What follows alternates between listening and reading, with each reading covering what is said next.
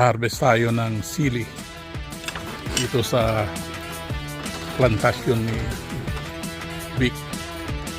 Ito nga pala yung mga vintage car na i-restore niya. Ano ba ito? Kamanggiya. Ito, kamanggiya din. Ito tayo. Ayun pa, ano yun? Dunbagi. Ito yung plantasyon ni Vic. Meron siyang sitaw. Ano to? Kalbasa ba to? Patola. Wala nang ampalaya. Uy! Anong gay?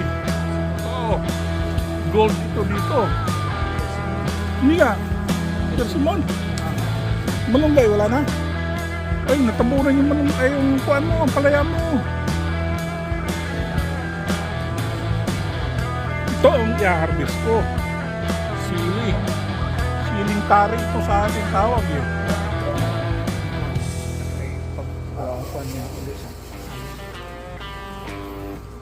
Saan ba? Wala. Kunti lang naman ito eh. Op, may talong. Ay. Op, may ano ito? Habanero? Ha? Ito, nadilaw. Ay, hindi manghang. Ay, hindi ito habanero. Ay, may talong na oh. Yung talong oh. Talong. Oh, yung isili na yun na malaki. Hindi rin manghang. Patula. Oh, ito ng patula. Maliit pa.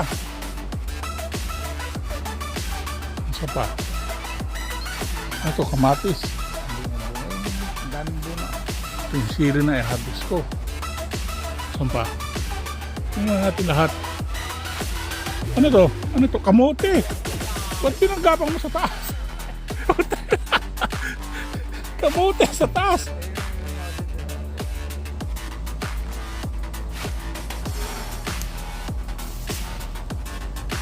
Lalagay ko to sa kuwan eh. Manghang to, di ba? Oh, yan. Lalagay ko sa suka.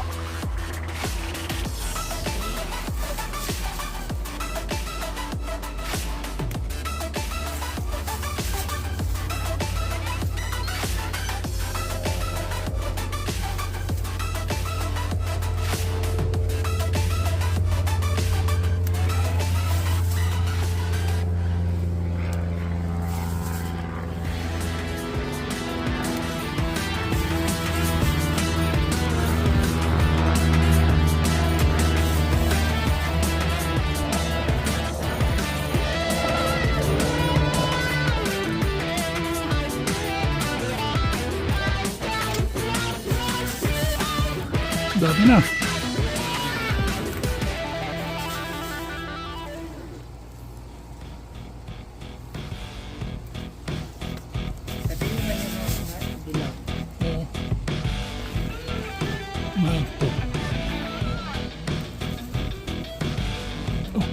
Ang lalaki nito ah.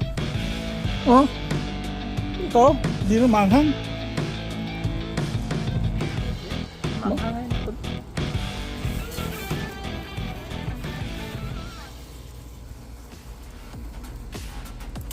Titikman ko na lang kung manghang.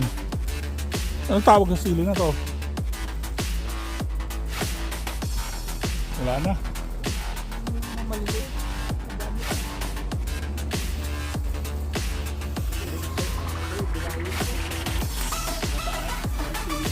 Oo.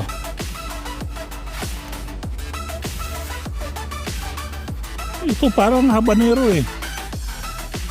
Pero hindi habanero. Habanero maanghang yun eh.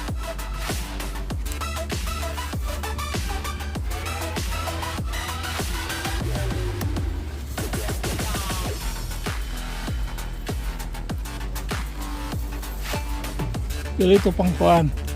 Parang gawing mong tawag doon. Pampamoy lang. Parang yung kuhan. Yung bell pepper. Ba?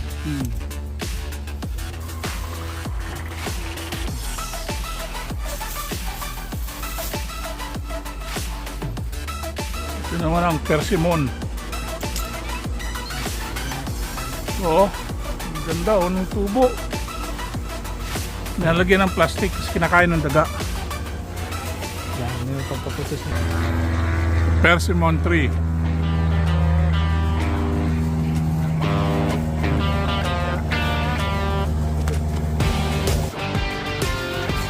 Ayan. Meron saluyot doon.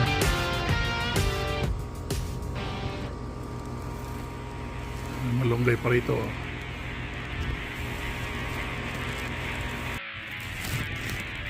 Ito na mga na-harvest ko. Binigyan niya ako ng mga patola. Sarap ito sa biswa. Ito na lalagyan natin yung suka.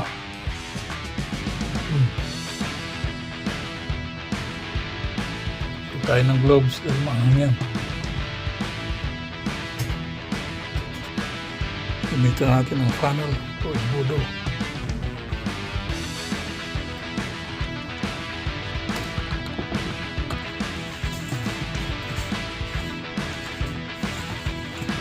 Ito na sili natin suka.